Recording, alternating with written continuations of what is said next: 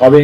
যদিও ইতিমধ্যে সরকার দেওয়ানি কার্যবিধির সংশোধনী এনেছে, সেই ক্ষেত্রে বাদী বিবাদীকে সাক্ষী দিতে হবে না, শুনানির পরিমাণও কমিয়ে এনেছে, ভুয়া বা মিথ্যা মামলা দিলে জরিমানার ব্যবস্থা করেছেন। শুধু তাই নয়, যে মামলা আগে সমাধান হতে 3 পুরুষ লেগে যেত, সেখানে এখন আর তো তা লাগবে না।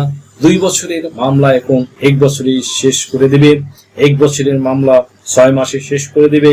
অ্যাজ ওয়েল অ্যাজ এখন সরকার যদি ভূমি জরিপ সংক্রান্ত জটিলতা নিরসনের যেমন ধরুন আন্তরিক হয়েছেন, তেমনি যদি ভূমি জরিপ কর্মকর্তারাও আরেকটু আন্তরিক হন, তাহলে ভুক্তভোগী সাধারণ মানুষ খুব উপকৃত হবে। শুধু যে সাধারণ মানুষের উপকার হবে তা কিন্তু নয়, এই ক্ষেত্রে ভুক্তভোগী ব্যক্তি সরকারের বিপুল পরিমাণে আর্থিক ক্ষতি থেকেও পরিত্রাণ লাভ করবে। ভিউয়ার্স, আমাদের প্রত্যাশা অন্তর্বর্তী সরকার যে চলমান যে বাংলা